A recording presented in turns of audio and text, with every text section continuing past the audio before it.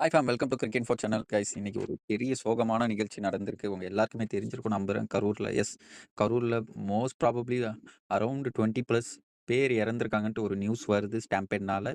S Vijay political entry என்ன பொறுத்த வரைக்கும் இந்த இந்த ஸ்டாம்பேடுக்கு யார் காரணம் பார்த்தீங்கன்னா, நம்பர் 1 காரணம் விஜய் நான் சொல்லுவேன். அண்ட் நம்பர் 2 காரணம் நம்ம கவர்மெண்ட். ஆஃப்கோர்ஸ் கவர்மெண்ட்டும் இதில பங்கு இருக்கு.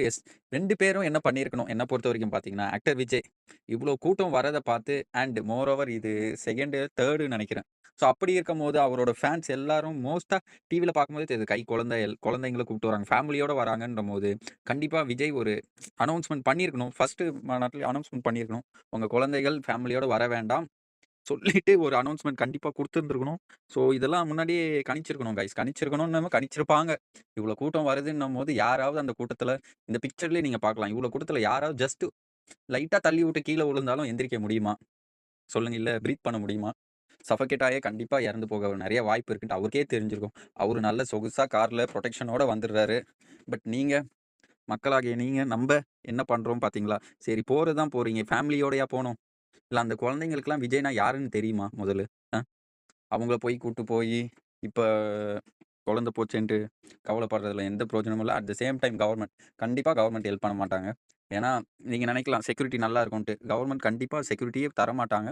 போலீஸ் நெறைய போலீஸ் கவர்மெண்ட் இந்த கூட்டத்துக்கு குடுத்திருந்தா கண்டிப்பா நல்லா ஹேண்டில் பண்ணியிருக்கலாம் என்ன பொறுத்தவரைக்கும். பட் ஸ்டில் அஃப்கோர்ஸ் டிஎம்கேவ தான் தாக்குறாருன்னும்போது கண்டிப்பா அந்த புரொடெக்ஷன் அதெல்லாம் தர வாய்ப்பே இல்ல.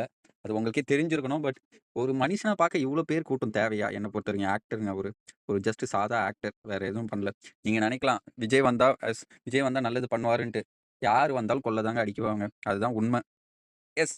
விஜய் எதுக்கு வராருன்னா, மோஸ்ட் ப்ராபப்லி அவரு சினிமால ஒரு குரோத்த பார்த்துட்டாரு. அப்புறம் அடுத்து என்ன அவரோட எய்மா இருக்கும்? எல்லாருக்கும் இப்ப நம்பளே ஒரு சாதா ஒரு வேலைக்கு போனோம்னா, அடுத்த ஸ்டேஜ்க்கு போகணும்னு தானே ஆசைப்படுறோம். அந்த ஸ்டேஜ்ல தாங்க விஜய் இருக்காரு. அத புரிஞ்சுக்கோங்க.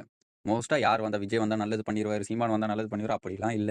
அவங்க குரோத்துக்கு தான் பார்ப்பாங்க. விஜய் சினிமால பீக்ல இருந்தனால, இப்ப அரசியலுக்கு வராரு தவிர மித்தபடி ஒண்ணுமே இல்லங்க. நல்லது செய்யணும் அப்படிலாம் பார்த்திருந்தா, அவரு சினிமால இருக்கும்போதே நல்லது செஞ்சிருக்கணும் என்ன பொறுத்தவரைக்கும். ஆக்டர் சூர்யா அவங்க மாரி ஏதாவது ஒண்ணு பண்ணியிருந்திருக்கணும்.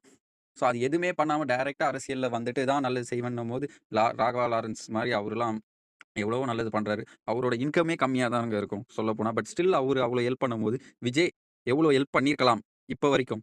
இந்த காலகட்டத்து வரைக்கும், இந்த வருஷம் வரைக்கும் அவர் எவ்வளோ ஹெல்ப் பண்ணியிருக்கணும். பண்ணியிருந்தா நல்லா வெளிய வந்திருக்கும். நீங்க சொல்லலாம். அதெல்லாம் பண்ணியிருப்பாருன்ட்டு. பண்ணியிருந்தா கண்டிப்பா நியூஸா வருங்க. அப்படி எதுவும் பார்த்த மாரியும் தெரியல, என்னன்னு தெரியல. ஸோ புரிஞ்சுக்கோங்க. யார் வந்தாலும் எதுவும் மாறப் போறதில்ல. அதுதான் உண்ம. நம்ப குடும்பத்துக்காண்டி உழைச்சா, கஷ்டப்பட்டு உழைச்சா மட்டுமே தான் மாறும். See you next video. Bye.